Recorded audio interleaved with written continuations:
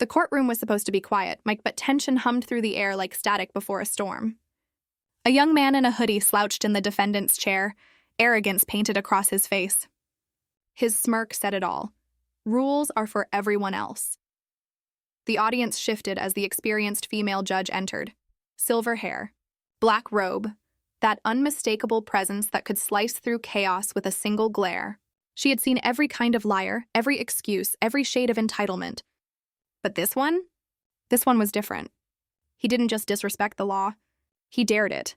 When she began her ruling, he leaned back in his chair, rolled his eyes, and then, in one of the most shocking moments ever caught on courtroom cameras, he raised his middle finger toward her. The room froze. You could hear someone gasp, a bailiff shift, the hum of the fluorescent lights overhead. The judge didn't flinch. She didn't shout. She didn't need to.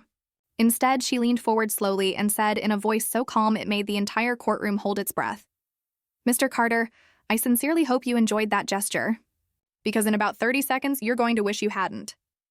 No one could have predicted what would come next.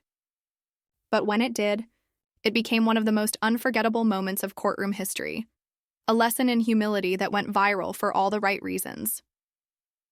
The morning sun filtered through the high windows of the downtown courthouse, slicing through the dust and tension that seemed permanently suspended in the air. For most people, walking into this place meant a pit in their stomach, the scent of disinfectant and dread mixing into something unforgettable. But for Ryan Carter, it was just another stage. At 22, Ryan had already decided the world was out to get him. He wore his arrogance like armor, designer hoodie, spotless sneakers, an expensive watch he couldn't afford but flaunted anyway. His friends called him Bulletproof Ryan. In his mind, rules were made for the weak, not for people like him, people who could talk, charm, or bluff their way through life. This wasn't his first time in front of a judge. It wasn't even his third. But this one was supposed to be different. Because today, he wasn't up against a system he could bend. He was facing a woman who saw right through him.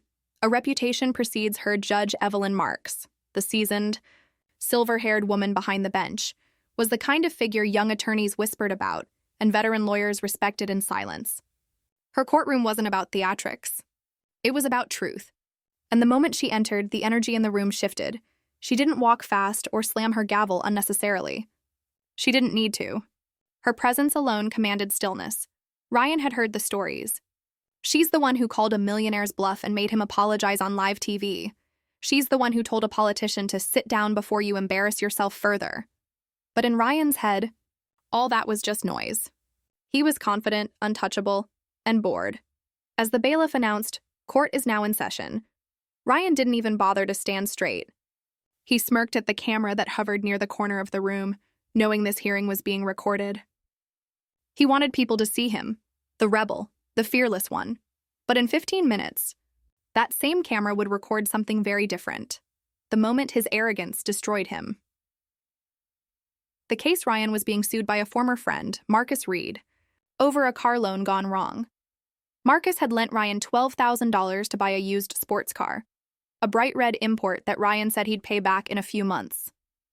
But months had turned into years, and Ryan hadn't paid a single cent. Worse, he'd been bragging about it online, posting pictures with captions like, "Thanks for the ride, bro. Gifted life." Marcus, a hard-working warehouse supervisor, finally had enough.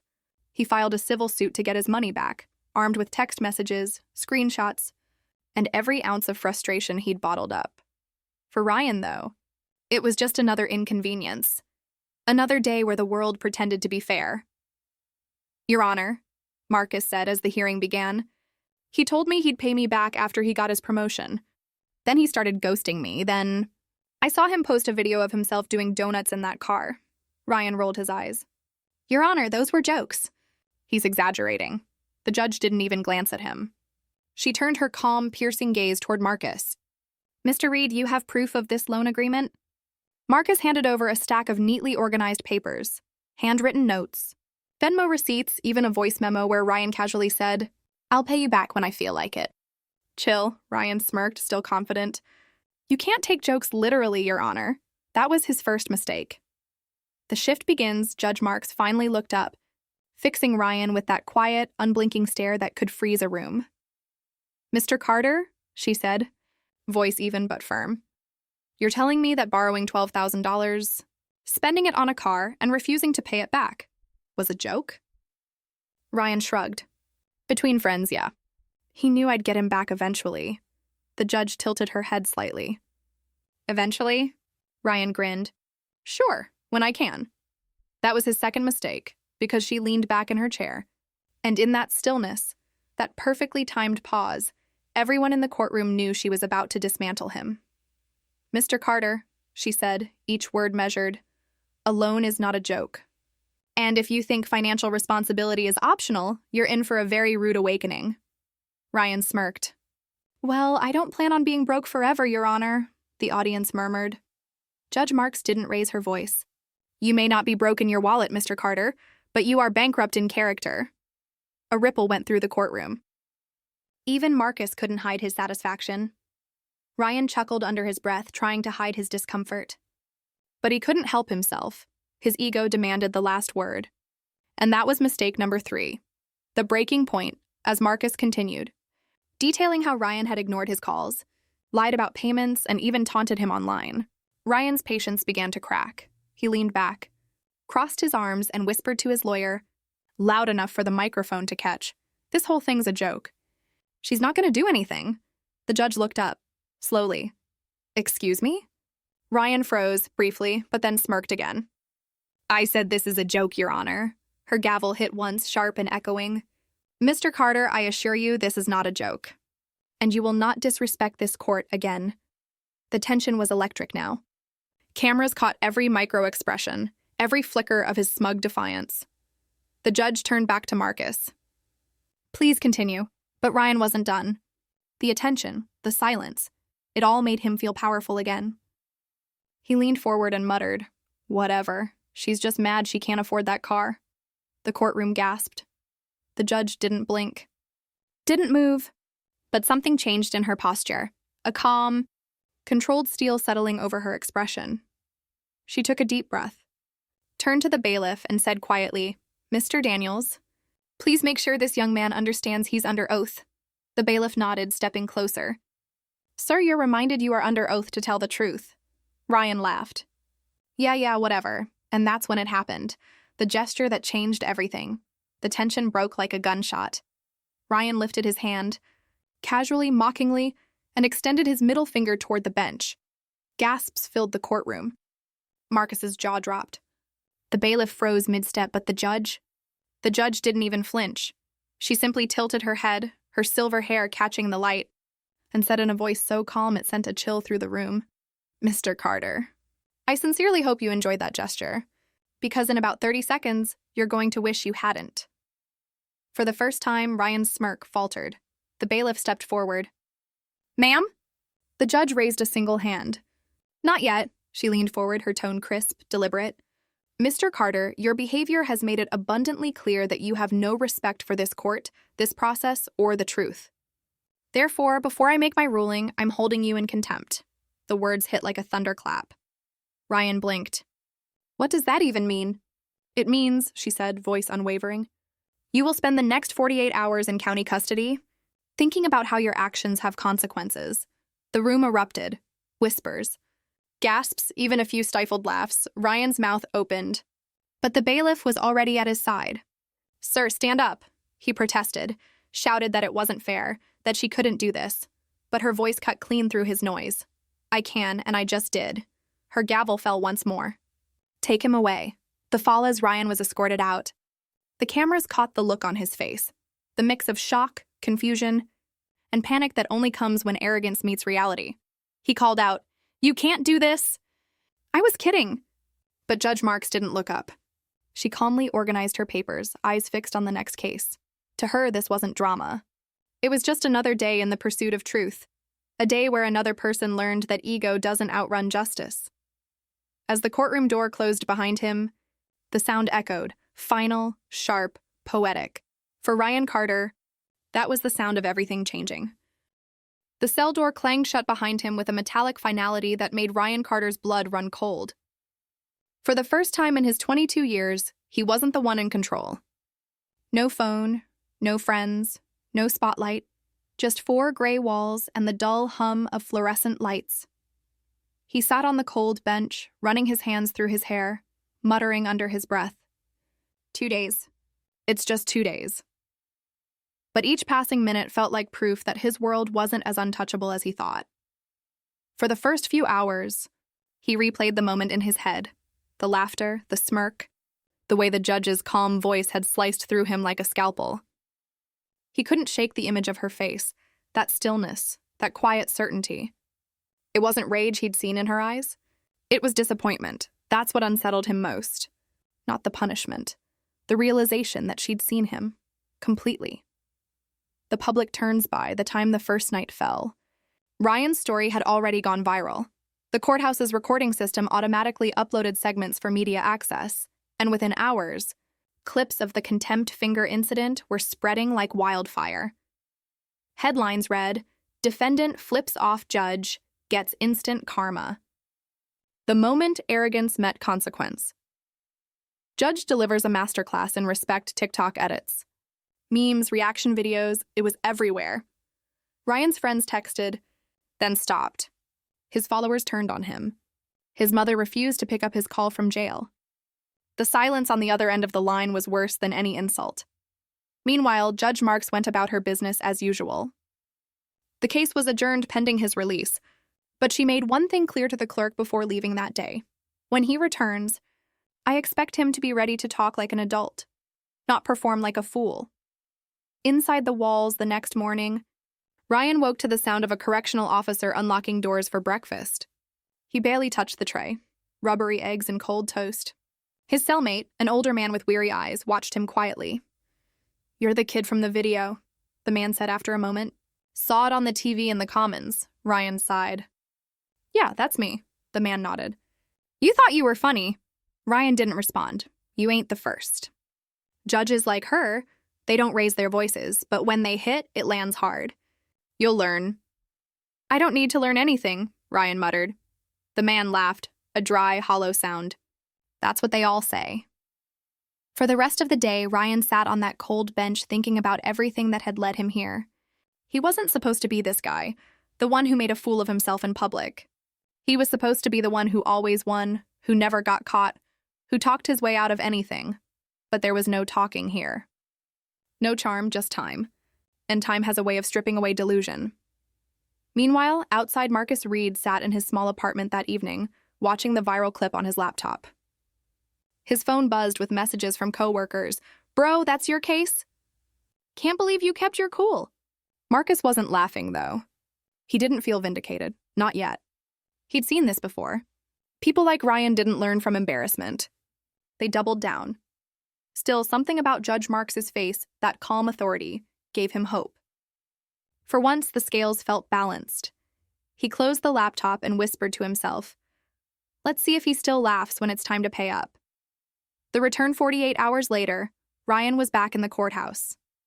Same hallway, same security checkpoint, but everything felt different now. Gone was the swagger.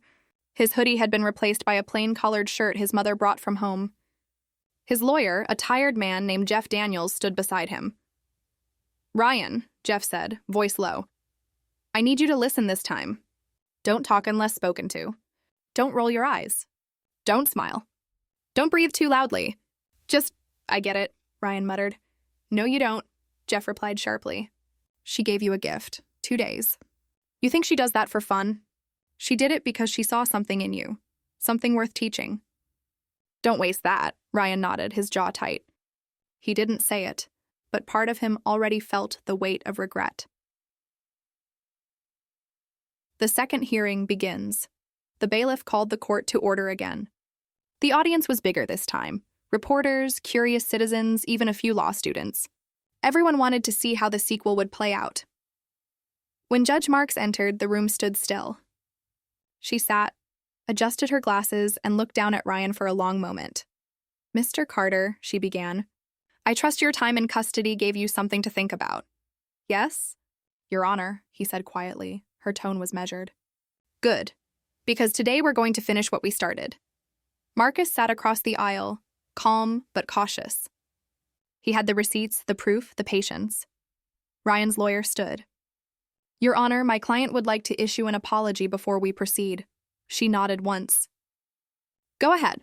Ryan stood slowly, cleared his throat. Your Honor, I want to apologize for my behavior. I was out of line. I disrespected the court, and I understand that now. The judge studied him. Do you? Yes, ma'am. Her eyes narrowed slightly. Or are you saying that because there are cameras here? He hesitated. Because I mean it, he said finally. A long pause followed. The judge didn't look convinced, but she didn't press further. Not yet. The evidence mounts Marcus's lawyer began to speak, laying out the timeline of the loan, the texts, the receipts, the voice memo.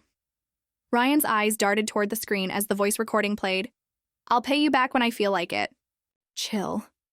His own voice echoed through the courtroom like a ghost he couldn't escape. Mr. Carter, the judge said, is that your voice? He nodded. Yes, Your Honor.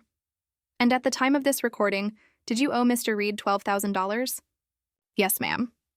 Do you still owe him $12,000? Yes. Have you paid him anything? No, the judge leaned forward. So what exactly are we debating here? Ryan's lawyer tried to interject. Your Honor, the nature of the agreement, but she held up a hand. Mr. Daniels, your client admits he borrowed money, failed to repay it, and mocked his creditor in public. That's not a debate. That's a confession. Ryan swallowed hard. However, she continued, since you seem fond of public displays, let's make this lesson public too. She turned to the clerk. Please read the court's findings. The judgment foreshadow. The clerk stood, monotone and precise. The court finds in favor of the plaintiff, Mr. Marcus Reed, in the amount of $12,000, plus court fees and damages totaling $14,500. The room erupted in murmurs. Ryan blinked. Wait, damages? For what? The judge replied coolly. For the embarrassment, harassment, and time wasted dealing with your refusal to act like a grown man. He exhaled sharply, shaking his head. That's crazy. Careful, she warned. Ryan stopped mid-sentence. Judge Marks looked him dead in the eye. You have 30 days to make full payment. If not, Mr. Reed is within his rights to garnish your wages, seize property, or place a lien against your vehicle. He stared, stunned. You can't. Oh, I can, she said, her voice razor sharp.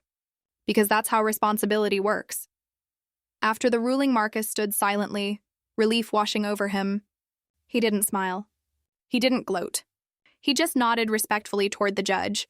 Ryan, on the other hand, sat motionless. His lawyer placed a hand on his shoulder, whispering something about appeals, but Ryan wasn't listening. He was hearing something else, the sound of his own arrogance collapsing. The judge leaned forward one last time. Mr. Carter, I hope you take this as more than a financial loss. You were given a chance to prove you could be decent, and instead, you flipped off the very hand trying to teach you. Let this be the moment you decide what kind of man you're going to be, the one who learns or the one who repeats. Her gavel struck once. Court adjourned. Ryan sat there for a long time after everyone else had left. The noise of the room faded, replaced by the quiet hum of realization. For the first time in years, he didn't feel angry. He felt ashamed. The whisper of change that night, Ryan scrolled through the viral clips again. He watched himself, the arrogance, the smirk, the finger, and didn't recognize the man in the video. He thought about Marcus, about the look on his face when the judgment was read. Not smug, not vengeful, just tired. For the first time, Ryan began to understand that this wasn't about money. It was about respect. The next morning, before the sun rose, he made a call to Marcus. It rang twice before Marcus answered. What do you want? I'm sorry, Ryan said quietly. For everything. I'll get you your money. A long silence followed. Words are cheap, Ryan, Marcus said finally. Make it right. Ryan nodded to himself. I will. The story should have ended with that gavel strike. But the truth was, Ryan Carter's real judgment hadn't even started yet. For most people, losing in court is a one-time sting. You pay the fine, swallow your pride, move on. But for Ryan, humiliation was a seed, and what grew from it wasn't bitterness this time. It was reckoning. He'd spent years blaming the world for every misstep. Every lost job, every broken friendship, every failure, someone else's fault. But now, sitting in his empty apartment, The silence pressed down on him harder than the jail cell ever had. The internet still mocked him.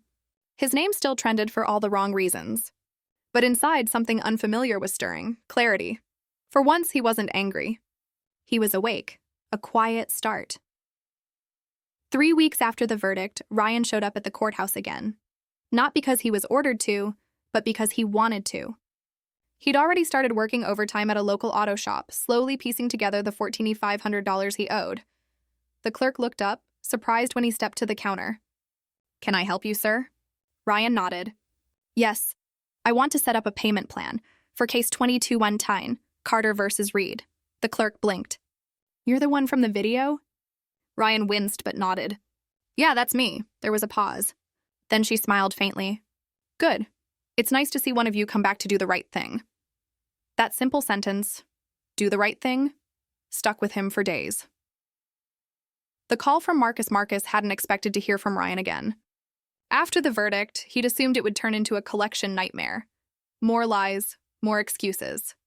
So when his phone buzzed one morning and the name Ryan Carter flashed on screen, he nearly didn't answer. But something told him to. "Hey," Ryan said, voice quieter than before. "I just made my first payment. You should get a confirmation today." Marcus didn't respond immediately. "You serious?" "Yeah, I'm gonna pay it all, man. It'll take a few months, but I'm doing it." Marcus exhaled slowly. "All right. I appreciate that." "I owe you more than money," Ryan admitted. "You tried to help me once, and I turned it into a joke. I get it now." There was a long pause. Then Marcus said something that surprised them both. "Maybe you finally grew up." Ryan chuckled softly. Guess the judge was right. Back in the courtroom, 2 months later, Ryan returned to the courthouse to submit his final payment. The clerk smiled when she saw him. "You're early," she said. "Yeah," he replied. Didn't want to drag it out. She handed him a printed statement showing "paid in full." He stared at it for a long moment. The same building that had been his stage for arrogance had now become his temple of humility, and then, almost as if fate had arranged it, he heard a familiar voice behind him. "Mr. Carter." He turned. There she was. Judge Evelyn Marks. No robe this time, just a tailored blazer and calm eyes that still carried the same quiet authority.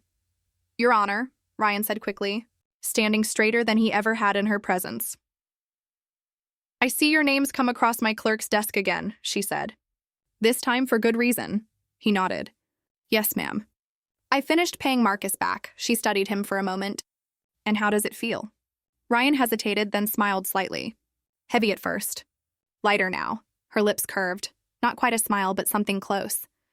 "Good, because debt isn't just about money. It's about accountability. And it seems you've paid both." Ryan nodded, eyes lowering. "I appreciate what you did.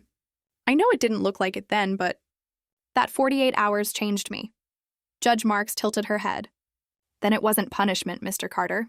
It was a lesson learned the hard way." He met her gaze. "Yeah, guess that's the only way I learn, the viral." Redemption when the public found out Ryan had paid everything back and even issued a public apology to Marcus online. The tone of the internet shifted. The same channels that once mocked him now praised him. From arrogant to accountable, Ryan Carter's redemption arc. The judge who broke an ego and built a man. Even Judge Marks's clip resurfaced, now viewed through a different lens. Her calm restraint became a symbol of what real justice looked like. Not about vengeance, but transformation. Ryan didn't bask in the attention this time. He didn't post reactions or chase headlines. He simply went to work, paid his bills, and kept his head down. And when someone asked him in a podcast months later what changed, he said, "A woman who could have screamed at me decided to teach me instead." That's the day I stopped performing and started listening. A twist of fate, a few months later, the courthouse held a community outreach day, a public event where local youth could learn about the justice system. Judge Marks was the keynote speaker. She stood before a room full of teenagers, her voice steady and sure. "Respect isn't demanded," she said. "It's earned both ways. The law doesn't exist to humiliate you, but to remind you of responsibility. And if you learn that lesson before you sit where the defendants sit, you'll save yourself a world of pain." As she finished, she noticed someone standing at the back. A familiar face in a crisp shirt, hands in his pockets, quietly listening. When the event ended, he approached her. "Didn't mean to interrupt," Ryan said. "Just wanted to thank you, again." She smiled this time. "You already did, Mr. Carter, by living differently." Marcus's closure weeks later, Marcus stopped by the shop where Ryan worked to get his truck serviced. Ryan didn't see him at first, head buried under the hood. When he finally looked up, the two men just stood there for a moment, awkward silence giving way to something like peace. Marcus extended his hand. "Looks like you're doing all right." Ryan nodded, shaking it. "Trying to. Thanks for giving me the chance to fix things." Marcus shrugged. "You didn't owe me a chance, man." "You owed me honesty. You paid that back too." Ryan grinned faintly. "Guess we're even then." Marcus chuckled. "Guess we are." For the first time since this whole mess began. They both laughed, not the nervous laughter of denial, but the kind that signals something healed. The judge's reflection. That evening, Judge Mark sat in her chambers finishing paperwork when her clerk brought in a note. "It's from Ryan Carter," the clerk said. The judge unfolded the paper, her eyes scanning the neat handwriting. "Your Honor, I wanted to thank you not for the sentence, but for the silence? For the moment you didn't yell when I expected you to." That silence said more than anger ever could.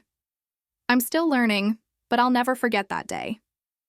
You showed me that real power doesn't shout. It listens, then acts. Respectfully, Ryan Carter." She set the note down, leaned back in her chair, and allowed herself a quiet smile. Justice wasn't about breaking people. It was about waking them up. And today, she knew she'd done exactly that. The full circle moment months later, Ryan stood outside the same courthouse, sunlight warm against his face. He watched as people walked in and out, some scared, some defiant, most just lost.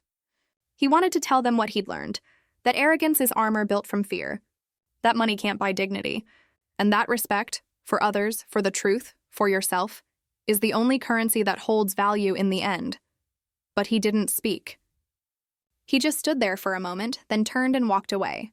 No cameras, no smirks, no performance. This time the silence was enough. The courthouse was quieter now. Months had passed since the case that once captivated the internet, the one where a young man's arrogance collided with truth.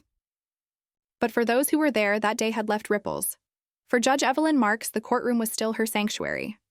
The polished wood, the distant hum of the overhead lights, the smell of old law books, it all grounded her. Yet sometimes she found herself thinking of Ryan Carter, not because his case was special on paper, but because of what it represented, how quickly a person can spiral when ego replaces accountability, and how rarely they climb back up. She'd seen hundreds of Ryans before him, men and women who thought charm could bend justice, who believed the courtroom was a stage instead of a mirror. But Ryan had done something few ever did. He'd looked into that mirror and changed. That was rare. Precious, even. A new routine Ryan's life had settled into something unrecognizable from his old one. No more late nights chasing validation, no more posts about cars he couldn't afford, no more pretending to be bulletproof. He woke up early, opened the auto shop, wiped grease from his hands instead of swiping through endless arguments online. The shop wasn't glamorous, but it was real. Every dent he fixed, every customer he helped, it was another brick in the foundation of the man he was rebuilding. He didn't chase applause anymore. He chased peace. Sometimes, while tightening a bolt or polishing a hood, he'd think back to that moment. The finger, the gavel, the cold clang of a cell door. It all felt like another lifetime. He didn't hate that memory anymore. He was grateful for it. Because that moment didn't break him. It broke the illusion that he couldn't be broken. The community reacts. The clip that had once made him infamous now lived a second life online, not as mockery, but as motivation. Teachers showed it in ethics classes. Motivational speakers referenced it as a modern parable of humility. Even law forums discussed how Judge Marks's restraint became an example of dignity and power. Ryan stayed off social media for the most part, but one day a friend showed him a comment under a re-upload of the video. It read, "I used to think that kid was hopeless. But seeing how he turned things around, maybe there's hope for me too." He read that line 3 times before putting the phone down. Maybe that was what redemption really meant. Not erasing your mistakes, but letting them teach someone else. A letter to the past late one night. Ryan sat at his desk and pulled out a notebook. He began to write, not for anyone else, but for himself, a letter to the man he used to be. To the old me. You thought flipping off a judge made you powerful. You thought disrespect was confidence. You thought getting away with things meant you were winning. You weren't. You were just scared. Scared of being ordinary, scared of being wrong, scared of being seen as weak. The funny thing is, the moment you stopped performing, you finally became strong, sincerely the man you should have been all along. He folded the paper neatly, placed it in a drawer, and never read it again. Meanwhile, in chambers, Judge Mark sat in her office reviewing a new docket when her clerk knocked. "You've got a visitor," he said. "Who is it?" "Ryan Carter." She raised an eyebrow. "Send him in." Ryan stepped through the door, clean-cut, calm, wearing a mechanic's jacket with his name stitched in red thread. He looked older somehow, not in years, but in steadiness. "Your Honor," he greeted respectfully. "Mr. Carter," she replied, smiling faintly. "What brings you here?" "Hopefully not another case," he chuckled softly. "No, ma'am. Actually, I came to drop this off." He handed her a small envelope. Inside was a check made out to Youth Accountability Fund, a courthouse initiative that helped at-risk teens learn about consequences before they found themselves behind bars. "It's not much," he said, "but I wanted to give back. Pay it forward." Judge Marks looked at the check, then at him. "Mr. Carter, when I sentenced you, I didn't expect this." He nodded. "Neither did I." There was a pause, the kind of silence that carries more weight than words. She said finally, "I've seen a lot of people in that seat. Some apologize, most don't, but very few come back better. You've done something rare." Ryan lowered his gaze. "You gave me the chance to." She leaned back, thoughtful. "No, Mr. Carter, you took it. That's what matters." The speech months later, the courthouse hosted a youth outreach program, the same one where Judge Marks had once spoken. This time, though, she wasn't the only speaker. When she introduced Ryan, the audience murmured. Many recognized him from the viral clip. He walked to the podium, looked out at the young faces staring up at him, and smiled nervously. "Yeah," he began, "I'm that guy. The one who flipped off a judge on camera." Laughter rippled through the room, breaking the tension. "But what you didn't see," he continued, "was what came after. You didn't see the nights I sat in a cell wondering if I'd just ruined my life. You didn't see the moment I realized that respect isn't something people owe you. It's something you earn. You didn't see how one person's patience changed everything for me." He glanced at Judge Marks, who nodded almost imperceptibly. Ryan took a breath. "So yeah, I was arrogant. I was stupid. But I learned that real strength isn't about being loud. It's about being honest, especially with yourself." When he finished, the room erupted in applause. Not because of who he'd been, but because of who he'd become. Judge Marks stood and joined in, the pride in her eyes subtle but unmistakable. A ripple of change. The clip of that speech went viral too, but this time for all the right reasons. The caption read, "The same man who flipped off a judge now inspires others to respect the law." In interviews, Ryan refused to take credit. "I'm not a role model," he said. "I'm just proof that a bad moment doesn't have to define you, unless you let it." His story reached classrooms, community centers, even court training programs. Judge Marks received letters from teachers thanking her for how she handled it. One note from a teenager read, "If that judge could forgive him, maybe I can forgive myself." The judge's reflection that evening, Judge Marks walked through the empty courtroom one last time before heading home. She ran her fingers over the smooth edge of her bench and smiled faintly. Every chair, every creak of the floorboards, every echo in the room told stories of arrogance, of redemption, of truth. But Ryan Carter's story stood out because it reminded her why she still did this after decades. Not to punish, but to awaken. She turned off the lights and whispered to the darkness. Sometimes, justice doesn't end with a verdict. It begins with one. Epilogue. The circle complete. A year later, Ryan opened his own small auto shop. Second Chance Motors. A faded wooden sign hung above the door, painted by hand. Below it, in smaller letters, was a quote that had stuck with him since that fateful day. "Respect is the foundation of every second chance. E.M. He'd asked Judge Marks for permission to use her initials. She had simply replied, "Make it mean something," and he did. Each customer that walked through his door saw not just a mechanic, but a man who'd lived a lesson and earned his peace. The shop became known for its honesty, its fair prices, and the quiet young owner who always said, "Don't worry, I'll make it right." In the end, Ryan Carter didn't just fix cars. He fixed the one thing that had been broken the longest: himself.